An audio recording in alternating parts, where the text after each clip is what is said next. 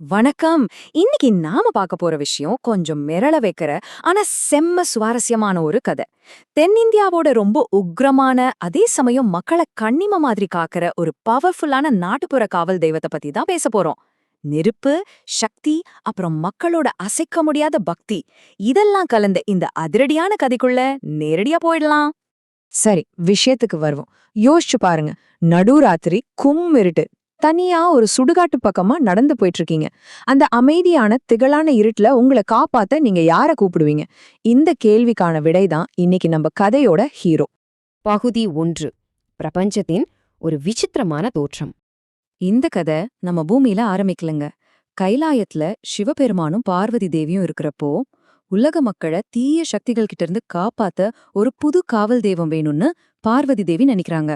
அந்த தருணம் சிவபெருமானோட நெற்றிக் கண்ணிலிருந்து, இல்லனா அந்த உக்கிரமான யாக குண்டத்திலிருந்து அப்படியே நெருப்பா ஒரு மாபெரும் சக்தி வெளிப்படுது. சாதாரண குழந்தையா அவர் பிறக்கல.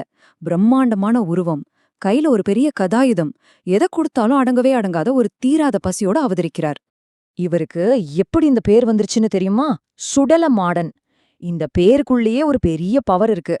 சுடலேன்னா சுடுகாடு அல்லது மயானம், மாடன்னா நெருப்பிலிருந்து பிறந்தவன். அதாவது மயானங்களை காக்கும் நெருப்பிலிருந்து பிறந்த உக்கிரமான தெய்வம். இது சும்மா பேர் இல்ல, அவரோட உண்மையான அடையாளம். இவரோட உணவு பழக்கம் இருக்கே, அது ரொம்பவே விசித்திரம். கைலாயத்துல இருந்த சுத்தமான தெய்வீகமான உணவுகள் எதுவும் அவரோட கடுமையான பசிய கொஞ்சம் கூட குறைக்கல. அப்போ என்னதான் சாப்பிட்டார்? சுடுகாட்டுல எரியிற பெணங்களோட சாம்பல், எலும்புகள், இத சாப்பிட்டாதான் அவரோட அந்த கோர பசிய அடங்குச்சுன்னா பாத்துக்கோங்களேன். இந்த அதிர்ச்சியான முரண்பாட்டை பார்த்த பார்வதி தேவி, இவர் கைலாயத்துக்கு சரிப்பட்டு வரமாட்டார், பூலோகத்துக்கு தான் சரியான ஆளுன்னு முடிவு பண்றாங்க. பகுதி 2. பூலோக பதனம்.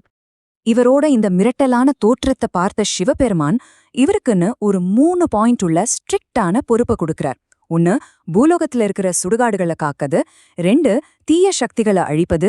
3, அதர்மத்தை அழிச்சு தர்மத்தை நிலைநாட்டுவது. இந்த மாபெரும் வேலைக்காக கையில ஒரு செங்கோலிலும் வலிமையான ஆயுதங்களும் கொடுத்து சிவபெருமான் அவரை பூலோகத்துக்கு அனுப்பி வைக்கிறார்.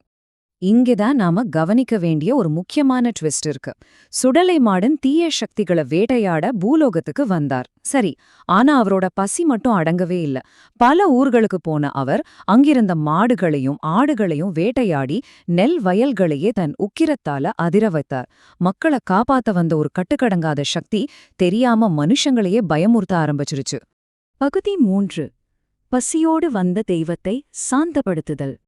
இப்போ ரொம்பவே இன்ட்ரெஸ்டிங்கான விஷயம் என்னன்னா, மாடனோட உக்ரத்தை கட்டுப்படுத்த நம்ம மக்கள் ஒரு புது வழிய கண்டுபிடிச்சாங்க. வழக்கமா தெய்வங்களுக்கு படைக்கிற சைவ படையல்களையெல்லாம் ஓரமா வச்சுட்டு ஆடு கோழி பலியிடுறது, சுருட்டு சாராயம் படைக்கிறதுன்னு ரொம்பவும் வித்தியாசமான கிராமத்துக்கே உரித்தான காணிக்கைகளை அவருக்கு படைக்க ஆரம்பிச்சாங்க. மக்கள் காட்டின அந்த அளப்பெரிய அன்பிலையும் அவங்க கொடுத்த படையலையும் கூலான மாடன் தன் உக்கிரத்தை குறைச்சு சாந்தமானார். மனுஷங்களை பயமுறுத்தி அந்த அலைந்த திரியும் தெய்வம் அந்த நிமிஷத்திலிருந்து எளிய மக்களோட மிகச்சிறந்த நிரந்தர காவல் தெய்வமா மாறிட்டார். இதுதாங்க பக்தியோட பவர். பகுதி 4. மாடனின் பரிவாரங்கள். பூலோகத்துல இருக்கிற மயானங்கள்ல சுடலை மாடன் ஒத்தையால ஆட்சி செய்யல. தீமைகளை அழிக்க அவருக்கு என்ன ஒரு சூப்பரான டீம் இருக்கு. முதன்மை தளபதியா புலமாடன், கூடவே நின்னு தீமைகளை அழிக்கிற சகோதரனா கருப்புசாமி, தீயவர்களை தண்டிக்கும் சக்தி வாய்ந்த பெண் தெய்வமா இசக்கி அம்மன், இவங்க கூடவே முண்டன் சுவாமி பேச்சி அம்மன்னு விசுவாசமான பரிவாரங்களும் இருக்காங்க. இந்த தெய்வங்கள் எல்லாரும் ஒன்னா சேர்ந்துதான் ஒட்டுமொத்தமா தீமைய வேற இருக்கிறாங்க. பாக்குறதுக்கு ஆக்ரோஷமா உடம்பெல்லாம் சாம்பல் பூசி இருந்தாலும் மாடன் நீதியோட மறு உருவம்.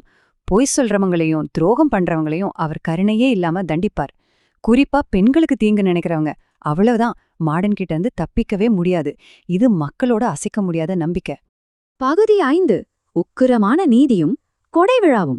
இந்த ஆதிகாலத்து கதை இன்னிக்கும் தென் மாவட்டங்கள்ல ரொம்பவே உயிர்ப்போட இருக்கு.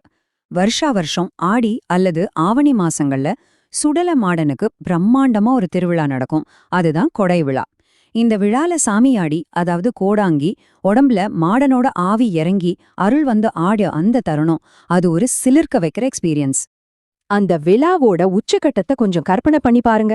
சாமியாடி கையில சாட்டை சத்தத்தோட தகதகன்ன எரியிற தீப்பந்தத்தோட ஆக்ரோஷமா ஆடுற அந்த ஆட்டம் பாக்குற நமக்கே அப்படியே புல்லரிக்கும். அவர் கையில ஏந்திட்டு இருக்கிற அந்த நெருப்பு சுடர பாக்கும்போது யாக குண்டத்தோட நெருப்புல அவர் பிறந்த அந்த பிரபஞ்ச தொடக்கம் நம்ம கண்முன்னாடி வந்து போகும். இது மாடனோட கட்டுக்கடங்காத சக்தியோட வெளிப்பாடு. நாம கதையோட முடிவுக்கு வந்துட்டோம்.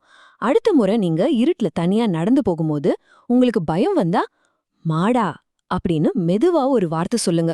அப்புறம் எந்த பயமும் உங்களை நெருங்காது. தென் மாவட்டங்கள்ல இன்னைக்கும் ஆழமா வேரூன்றி இருக்கிற நம்பிக்கை இதுதான். இந்த உக்கிரமான ஆனா அன்பான காவல் தெய்வத்தோட கதை உங்களுக்கு பிடிச்சிருக்கும்னு நம்புறேன். மறுபடியும் ஒரு சுவாரஸ்யமான கதையோட உங்களை சந்திக்கிறேன்.